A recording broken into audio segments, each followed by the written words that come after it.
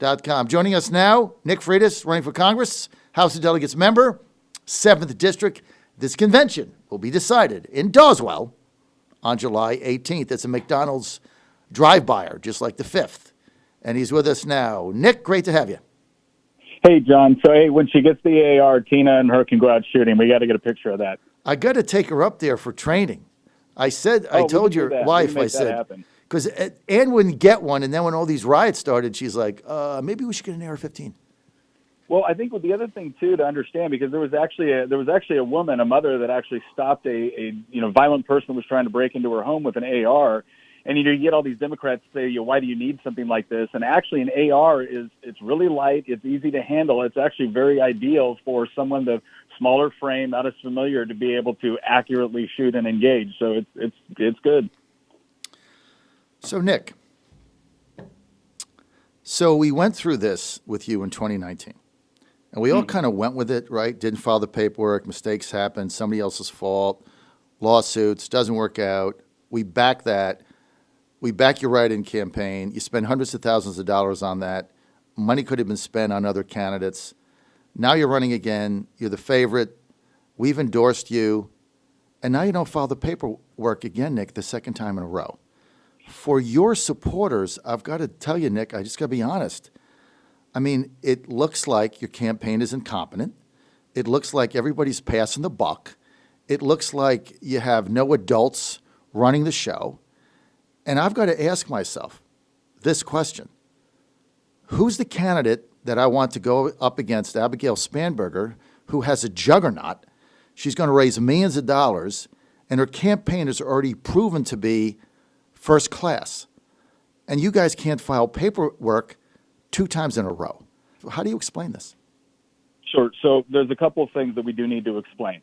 One of the things is this is not the same campaign team that I had last time. And this time what we did in order to make sure something like this wouldn't happen is we actually hired general counsel, and we put specifically as their responsibilities to ensure that all of our paperwork was in on time, both federal and state, because this time there's a lot of federal paperwork as well. You got to have financial documents. And quite frankly, there's some other candidates that haven't gotten all of those in, although that hasn't made the news like this has. The paperwork was turned in. It was turned in within the window that is allowed. Now, that's not good enough because there was still some paperwork that was late. Here's what's so frustrating, John, is that we did take precautions to make sure that we would have someone that was specifically focused on this. I hired the same general counsel that the RPV uses for all of this because I figured this is someone that is intimately familiar. They're regularly dealing with State Board of Elections. We wanted someone with that sort of extensive experience dealing with this in order to make that happen. Now, when this took place, I was furious. We got on the phone. I called up. I asked for an explanation. He offered his resignation. I'm accepting that resignation, and we're moving on from here. It's not like last time where all of a sudden the party hadn't submitted paperwork, the campaign was late on its paperwork, and so we had to go through this battle. That is not the same dynamic here, and I think Sean Kinney said it best. Anybody that is trying to claim that candidates aren't going to be on the ballot this time because, it was turned in on the 12th or the 13th or something like that doesn't reflect reality. That's never how it's worked in Virginia. Last time was very, very different than this time. And again, in those 2 ways. One, our stuff was turned in. The party has not turned in the paperwork yet because we still have the nominating convention on July 18th. And then the person that was responsible for it on our campaign has been removed. And I'm going to be honest, John, I'm not hiring anybody else associated with the RPV at this point because my initial concern was this incompetence or was it sabotage? And I don't think it was sabotage, but it was incredibly frustrating to go through all the money and the expense to have someone specifically dedicated to this purpose only to have it fall off. And that was the person that was responsible for submitting all of that and making sure that we were good. And you know what? He had done a fine job when it came to making sure that our financial paperwork at the federal level was sent, that some of our state paperwork was sent, but there was just no excuse for this because we had placed such an emphasis to him on making sure that all of this was done. And so when it failed, he was removed from the campaign. So who was it that failed you that you removed from the campaign? Who was that? So it was Chris Marston. Well, he's also my lawyer. Mm-hmm. So he's a lot of people. He's a lot of people's. Again, this is why this wasn't some 20-year-old that we hired. This wasn't somebody with no experience that we hired. This was someone that we knew had a great deal of experience with this situation, and that's why it was so confusing to us that this ended up being a problem, because we had taken a lot of precautions to make sure of it. And again, that's why initially my first reaction was, who is messing with us? And again, he's offered his resignation. I've accepted it. We're moving forward. I'm hiring a new attorney right now to specifically deal with all of these deadlines to make sure that this doesn't happen. We're also setting up additional redundancies. Again, it's frustrating. I understand why supporters would be upset by this, but the supporters, again, people need to know that this idea, because there was an anonymous text sent out by one of the other campaigns that didn't have the courage to actually name themselves when they did it, saying that we're begging Governor Northam or we're not going to be on the ballot. The commissioner for the State Board of Elections has already put out statements to multiple parties, both Republican and Democrat, saying that no, when the commission meets, there will be the same blanket thing that they do every single year, allowing those candidates to be on the ballot. And again, I think Sean Kinney explained that as well. So again, don't let people. I understand if people are frustrated, but my gosh, don't buy into the lie being put out by another campaign. I don't think your supporters are buying into the lie, and I'm one of them, so I can talk not in third person but first person. First of all, it feels like you're passing the buck again. I mean, where does the buck stop? Does it stop with your campaign manager, Joe, or does it stop with the candidate? I mean, you run the campaign. You're the candidate. Doesn't the buck stop with Nick Freitas? Ultimately, it's like anything else, right? Just like in the military. Ultimately, the commander or the candidate is ultimately responsible for everything the campaign does or fails to do. But it's like anything else, right? When you hire an accountant to submit your taxes and they don't get submitted right, you're in trouble for that, right? But you go and you get a different accountant to make sure that it's done correctly next time, because it's like anything else. You hire people to do various tasks within a campaign. So I'm not passing the buck, but when people are asking me what happened, this is what happened. And I think that's fair to mention as well. And again, as far as our overall campaign structure, John, the reason why we're the favorite right now, the reason why we're 30 points ahead in the polls is because all the other aspects of this campaign have actually gone incredibly well, whether it's our fundraising numbers, whether it's the quality of the production, whether it's our social media engagement, our engagement with the media. All of those aspects have gone very, very well in this campaign, which is why we're so far ahead. There was one aspect of this campaign that was incredibly important. The person that was hired to take care of that part failed in their duties. Yes, I failed to double check on that. But I think Nick, that's the concern. And again, I'm a supporter of yours, right? I've endorsed your candidacy, and I've been very loyal to you guys. Because I have believed you were the best candidate for the best race against Abigail. But I would have thought after 2019 and, what we all went through with that, and it's all of us, because this affects your supporters. It's just not only Nick Freitas and Joe Disselitz, your campaign. It affects all your supporters. We all had to churn through this, right? So, I would have thought that on January 1st, when you got your new calendar, first thing you would have done was get a red marker and circle the deadline dates. You simply can't do this again. So here's my question, okay? Some of your supporters, like me, are shaken by this. Shaken as, not that we don't like you or I don't think you're, the best candidate to go up against Abigail personally, but shaken the confidence in your campaign.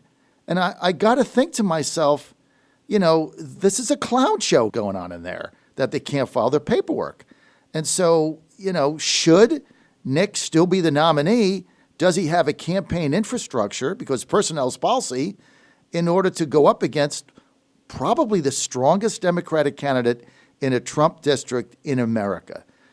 I'm asking you to explain and understand why some of your supporters, like me, are legitimately shaken by this. Not upset, shaken.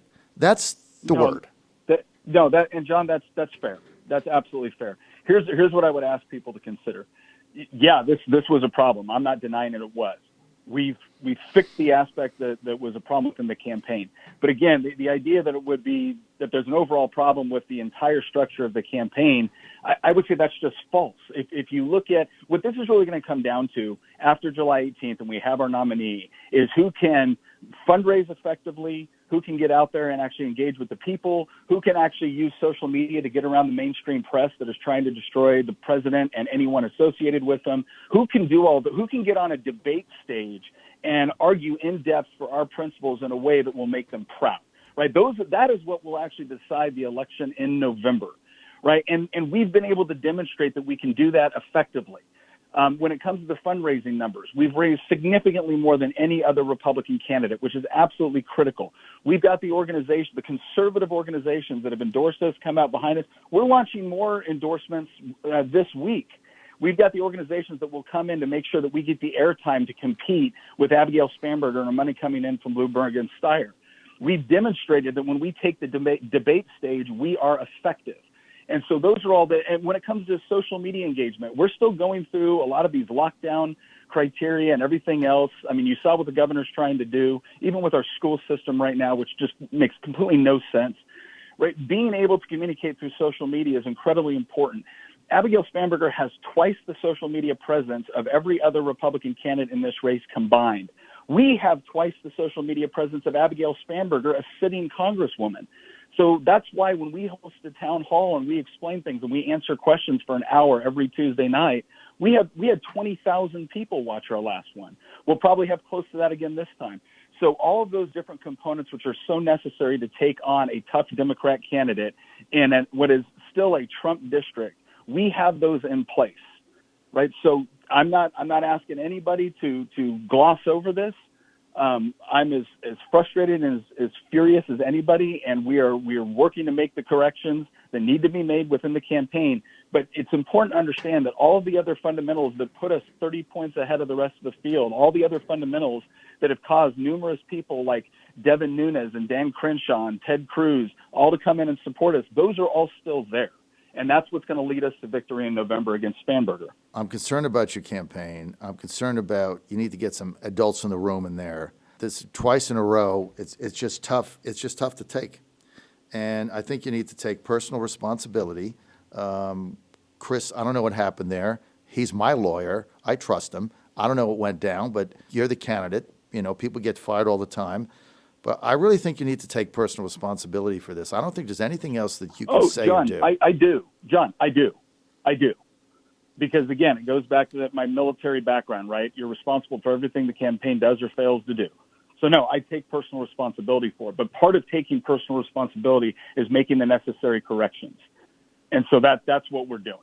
Well, you didn't make the necessary corrections after the first one, and you really have to understand. You really have to understand this is embarrassing for your backers. I mean, it is really. I got people calling me up like, "How can you back this guy? Can't even put his paperwork in." I mean, it puts everybody in an embarrassing position, and it should be embarrassing to you also, Nick, based on your service, your record, everything you've done. It's embarrassing. No, John, I get that. I'm not denying any of that. But again, when you say that we didn't make any of the necessary corrections, we did make a lot of corrections from, again, what happened last time. And again, those corrections failed. And as you can attest, it's not like we hired somebody that was young or didn't know what they were doing. That is in part why this was so frustrating. But yes, ultimately, I'm responsible. Right. And I have to make the corrections, and we're doing that. But I don't want people to think that the fundamentals of our campaign are off, because for all the reasons I just described, that is still why we are the best candidate to take on Abigail Spanberger. We're the only ones that are going to be able to compete with her in all of the fundamental things that you need to in order to have a chance to take back the 7th District. All right. Well, here's the good news, right? The way I understand it, and we're with Nick Freitas. Nick is running for Congress in the 7th District to be the nominee. That'll be decided in a July 18th drive-by McDonald's convention in Doswell up by King's Dominion. So that'll be decided then. There's several other candidates in the race. Personally, it's a two-person race, Nick Freitas, John McGuire, who we just had it on. So, Nick, at the end of the day, my understanding is July 7th, the State Board of Elections is going to make a ruling, right?